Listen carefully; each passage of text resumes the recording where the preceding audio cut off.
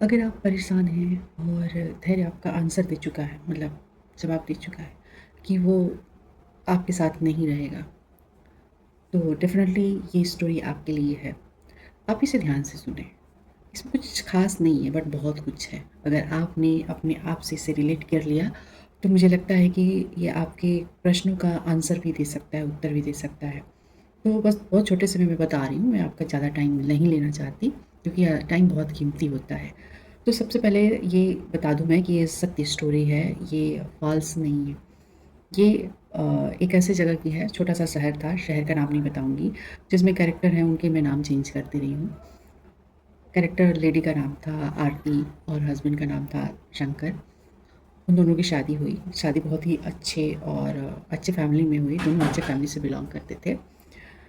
तो कुछ दिन बाद उनके पेरेंट्स जो शंकर के पेरेंट्स थे, मम्मी-पापा बोले कि अब हम लोग साथ नहीं रहेंगे, तुम लोग अपना काम स्वयं देखो, स्वयं अपनी फैमिली को देखो, ये सारी चीज़ें को स्वयं करो, मैं हेल्प नहीं करूँगा क्योंकि नॉर्मल फैमिली थी, बहुत नॉर्मल थी। उन लोग का जीवन अच्छा चल रहा था बट नॉर्मल थी।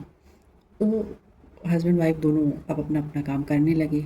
जो आरती थी बहुत परेशान, वो अपने बच्चों को अच्छी एजुकेशन देना चाहती थी, काफ़ी अच्छे स्कूल में एडमिशन कराना, इंग्लिश मीडियम और बाकी चीज़ें।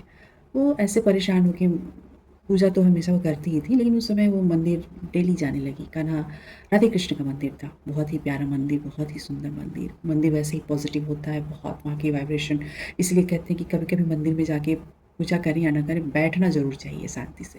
वो बैठती, एक दिन उसकी मुलाकात वहाँ पर एक महिला आती थी, उनसे हुई। महिला अपनी गोद में छोटे से बाल गोपाल लेकर आती और वो भी पूजा करती। वो पूजा नहीं करती, वो बैठती, भगवान को देखती, अपने बाल गोपाल को बच्चे जैसे खिलाती। आरती ने पूछा कि बहन, आप इस तरह से आती हैं, आप कहाँ से आती हैं? आपको देख के मुझे बड़ा सुकून, बड़ा अच्छा लगता है। तो उन्होंने कहा कि मैं पास ही से आती हूँ और वो काफ़ी रिच फैमिली से थी। उन्होंने कहा कि मेरे ज्वेलरी के शॉप है, 3-4 गाड़ियाँ हैं, 2-3 बंगले हैं, सब कुछ है। मैं आती हूँ यहाँ पर, मुझे बहुत सुकून मिलता है और जब से मैंने ये बाल गोपाल को रखा, तब से मेरे जीवन में परिवर्तन ही आ गया। तो आरती ने पूछा कि क्या परिवर्तन आ गया? तो उन्होंने कहा कि ये मैं तुम्हें शब्द में नहीं बता सकती कि क्या परिवर्तन आ गया। मेरा विश्वास है कि परिवर्तन आ गया। तुम क्या चाहती हो मुझसे? क्यों इतना उत्सुक हो पूछने के लिए? तो आरती ने बोला कि नहीं, मैं उत्सुक नहीं हूँ, बस मेरे पास भी अब समस्याएँ हैं और मेरा अब ना धैर्य जवाब दे रहा है, पेशेंस लेवल मेरा ख़त्म हो रहा है, मैं नहीं कर पाऊँगी। तो उन्होंने बोला कि अगर तुम मुझे विश्वास करती हो तो थोड़ा-सा बताओ, क्या मैं कर सकती हूँ? क्या मैं तुम्हारी बात सुन सकती हूँ? उसने बताया अपनी पूरी बात, मतलब फैमिली वाले ने सेपरेट कर दिया, मिनिमम आमदनी है, 2 बच्चे हैं, पढ़ाना है ये। तो उन्होंने कहा कि देखो, सबसे पहली बात तो ये है कि जब भगवान के दरबार में तुम आ रही हो, तो तुम्हारा सॉल्यूशन ज़रूर समस्या का सॉल्यूशन ज़रूर होगा, परेशान मत हो। क्या करो तुम कि तुम बस ईश्वर की भक्ति करो और राधे कृष्ण का जाप करो। उन्होंने कहा राधे राधे का जाप करो। तो बोले कि नहीं, मैं तो राधे कृष्ण दोनों का करूँगी। तो कह रही अति उत्तम, क्योंकि राधा के बिना कृष्ण नहीं, कृष्ण के बिना राधा नहीं। लेकिन सबसे बड़ी बात ये है कि आपकी आत्मा जिस चीज़ को मानने के लिए तैयार है, विद वे प्योरिटी, मतलब एकदम सही भाव से, उससे बड़ी अच्छी चीज़ कुछ नहीं हो सकती। अब उसने क्या किया कि वो रोज़ मंदिर जाती थी, तो कोई लक्ष्य नहीं था, जाना, बैठना, पूजा करना, चली जाती थी। अब उसे लक्ष्य मिला। अब उसने राधा, राधा, राधा कृष्ण, राधा कृष्ण, राधा कृष्ण बोलना शुरू कर दिया। खाना बनाते वक़्त राधा कृष्ण, बच्चों से बात करते वक़्त, बच्चे भी कहते, "क्या मम्मी, जब देखो तब तुम राधा, राधा कृष्ण, राधा कृष्ण।" तो वो बोलती, "तुम लोग भी मेरे साथ बोलो।" ऐसे करते-करते बच्चे भी मस्ती-मस्ती में मम्मी के साथ बोलने लगते, ठीक? अपने हस्बैंड को उन्होंने जब भी वो विदा करती राधे कृष्ण, फिर आते तो मिलती राधे कृष्ण, राधे कृष्ण का होने लगा। राधे कृष्ण के प्रभाव से पहला असर ये दिखा कि उसके घर में जो भी चीज़ें थीं, उसमें स्टेबिलिटी आने लगी। उसके किचन, उसका जो दिनचर्या रूटीन था, उसमें एक अच्छा-सा स्मूथनेस आने लगा। सब कुछ आराम से होने लगा, समस्या नहीं, समस्या है तो कोई न कोई समाधान भी मिल जाता।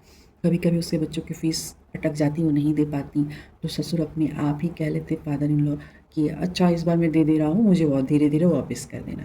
ऐसे करते-करते राधा की मुलाकात एक और ऐसी महिला से हुई, जो सिलाई बहुत अच्छा करती थी। तो राधा को उन्होंने सिलाई सिखाया। राधा ने बहुत ही अच्छा स्टिचिंग करना सीख लिया और उसके बाद से वो घर में अपने हस्बैंड के परमिशन से, पहले उसके हस्बैंड परमिशन नहीं देते थे, पर पता नहीं ईश्वर की कृपा कहें, समस्या कहें, जो कहें आप, जो यहाँ पे आप नाम दे दें, डज़न्ट मैटर। मैटर ये है कि राधा आरती का जो काम है उसने करना शुरू कर लिया। उससे उसको बहुत खुशी मिलती, क्योंकि अपने वो इच्छा के अकॉर्डिंग उसने किया था, उसे और कोई चीज़ पसंद नहीं आया नहीं है, तो उसने वो करना शुरू किया और धीरे धीरे विदिन अ 5 ईयर सब कुछ बहुत ही अच्छा और बहुत ही स्मूथ चलने लगा।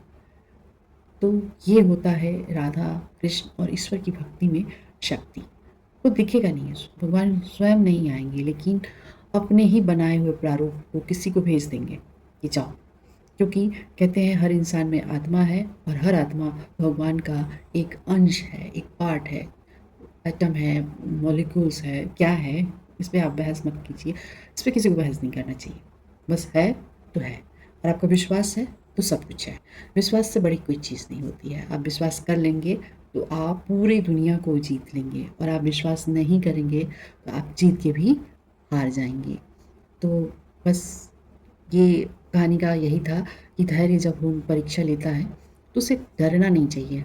ईश्वर के शरण में ज़रूर जाइए आप, समस्या आपकी जैसी भी हो। ईश्वर का पहला स्थान ईश्वर का चरण ही है।